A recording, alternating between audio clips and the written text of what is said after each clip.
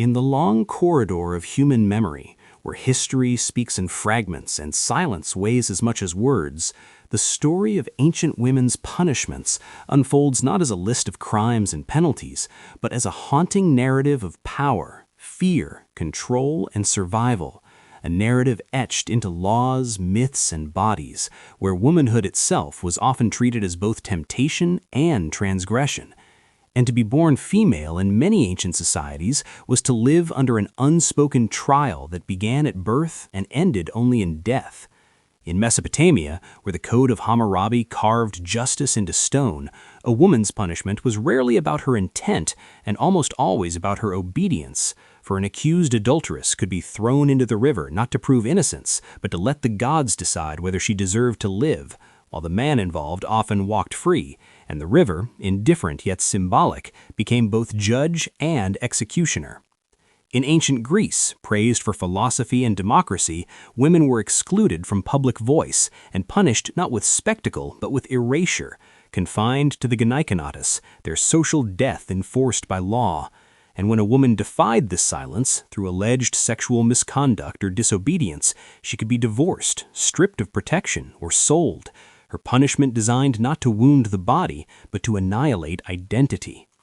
Rome, with its obsession for order and lineage, wielded the concept of patria potestas like a blade, granting fathers and husbands near absolute authority, where a woman accused of adultery could be killed by her own family without trial, an act not seen as murder, but as moral cleansing. And the cruelty lay not only in the act, but in the intimacy of it, punishment delivered by those meant to protect. In ancient India, texts like Manusmriti reflected a world where women were idealized as goddesses in verse, yet disciplined as property in practice, where a woman's virtue was tied to male honor and punishment followed suspicion rather than proof, from public shaming to abandonment, widowhood itself becoming a living punishment through practices that denied joy, color, and autonomy, reducing a life to penance for merely surviving a husband.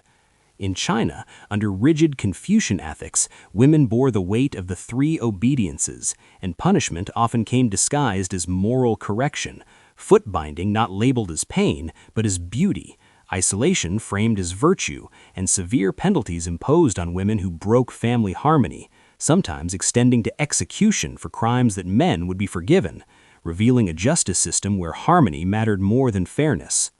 In ancient Egypt, often cited as relatively progressive, women could own property and seek divorce, yet even there, punishment existed in suppler forms, where a woman accused of infidelity could have her nose cut off, a mark meant to destroy beauty and desire, transforming the body into a warning sign for others, punishment turning the face into a message. Across cultures, the recurring theme was not crime, but control, not justice, but fear. Fear of female sexuality, fear of autonomy, fear of lineage disruption. And so punishments were designed to regulate the womb, the voice, the movement of women, whether through physical pain, social exile, or psychological imprisonment. Witches before witchcraft, sinners before sin was defined, women became symbols upon which societies projected chaos, and punishment became ritual, public, and exemplary, teaching obedience through terror. Storytelling and mythology reinforced this, from Medusa punished for violation within a temple to Sita tested by fire to prove purity, where even divine women were not spared suspicion, their suffering normalized as virtue. Yet within this darkness lived resilience, unnamed women who endured rivers, stones, exile, and silence, who passed stories through whispers and lullabies, who survived not because the system allowed it, but because resistance can exist quietly, in memory, in endurance, in the refusal to disappear completely.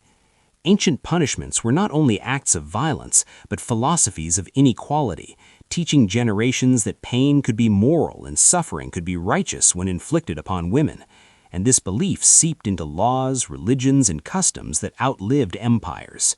To reflect on these punishments is not to judge the past with modern eyes alone, but to understand how deeply history shaped the present, how echoes of those ancient stones still ripple through modern courts, social norms, and expectations, reminding us that while the forms of punishment have changed, the struggle against control and silence continues, and the ancient women, punished for existing too loudly or loving too freely or living too independently, still speak through history's cracks, asking not for pity, but for remembrance, for acknowledgement, and for a future where justice no longer wears the mask of tradition.